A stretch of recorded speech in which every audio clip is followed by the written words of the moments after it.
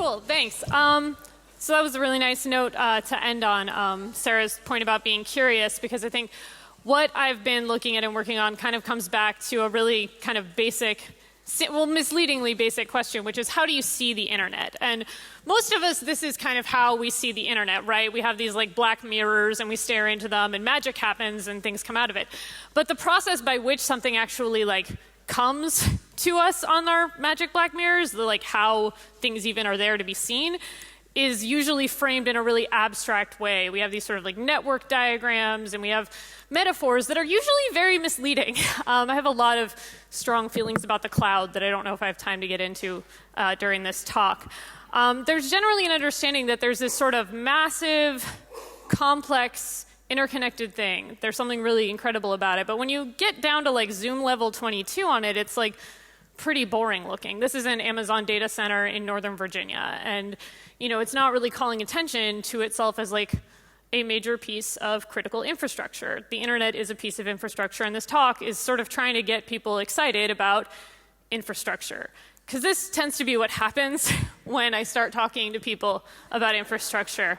And I understand, you know, it's not exactly the most exciting thing. It's something that we design to ignore. Like, you really only notice infrastructure when it stops working.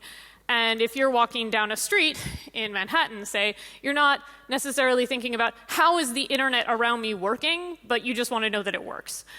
I'm going to use this intersection as an example of ways to see the internet in a street, because it's something that actually happened to me recently. So I was in that bar over there with my friend Dave, and we were looking at this police camera that you can see in the corner out the second floor window. And we were trying to figure out what it was made out of. Because it's, you know, like many other things in a city, a networked object. So you can sort of start to take this thing apart, right? There's a patch antenna. Those are basically kind of like lower frequency wireless signals being sent out.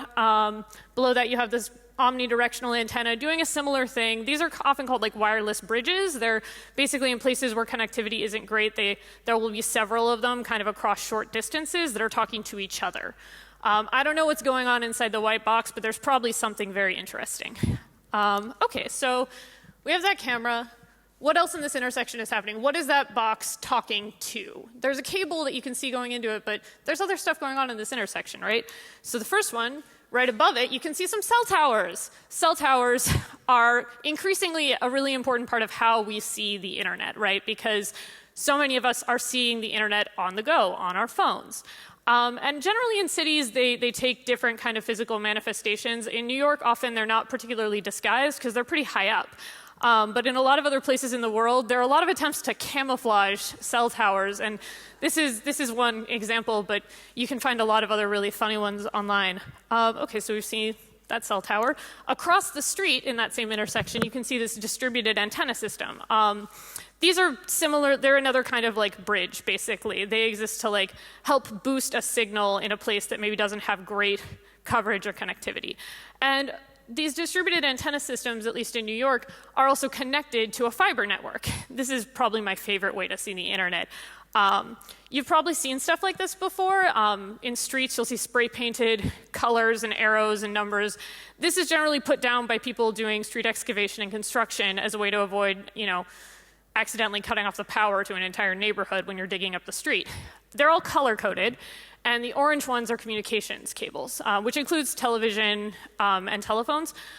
So I have a tendency to walk around and just obsessively look for these. And once you start looking, they're everywhere. And you can kind of start to decode what the different like labelings mean. So most of these are FOs, which are fiber optic cables. The manhole covers are also really useful for understanding what, not just where the internet is somewhere, but who owns it. So level 3 communications, tier 1 network provider has a lot of manhole covers in New York City. And if we go back to our distributed antenna system, not only do you have this orange marking coming straight out of the street pole going into a manhole cover, you can see who owns it. It's a company called Crown Castle, and they do a lot of work building wireless towers. So there's a lot of things going on in this intersection, right? You've got this device talking to that device, all of it going down into some fiber cable under the street. Assuming that people in this intersection have phones, there's like a whole lot of internet going on. And this is sort of how I feel when I can be standing somewhere and like see this all kind of like unfolding before my eyes, when I can kind of follow a cable line from the Google building to 10th Avenue to another building. This is generally the reaction I think I sometimes get when I'm trying to explain why this is exciting. You know, like, okay, so there's the internet. What about it? And what matters about it to me is that it's coming back maybe to that point about how infrastructure is something you only notice when it stops working.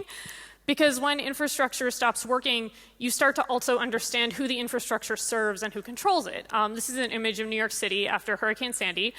And it's not entirely about internet infrastructure, but I think it illustrates an interesting point. The area of Lower Manhattan that still had power after the hurricane was one of the most heavy financial areas, the Goldman Sachs building. It was also one of the most heavily militarized parts of the city after 9/11, and it's home to the command center where the NYPD basically is taking in hundreds of private and public camera feeds and various other kinds of sensors, traffic sensors, weather, all those sorts of things for security purposes. So that camera we were looking at in Midtown, following some fiber line, it was going into this room.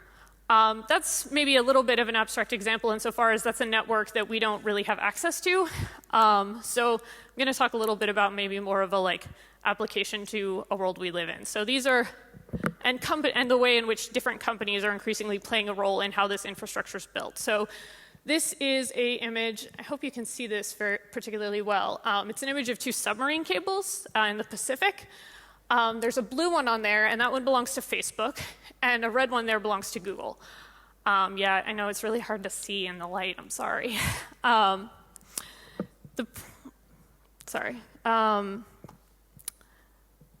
Just trying to get a sense of where this is at.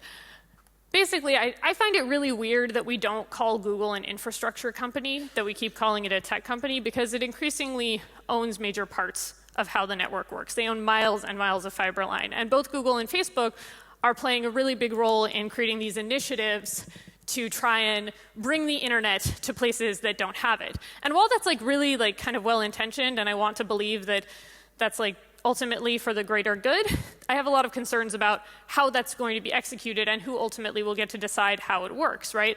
If Facebook is going to be sending solar drones that are going to be beaming wireless down to an area, that's not something that the average person can see, and it's not something the average person can hack. You won't understand how the system works, and you're not going to understand how the system's breaking when it breaks.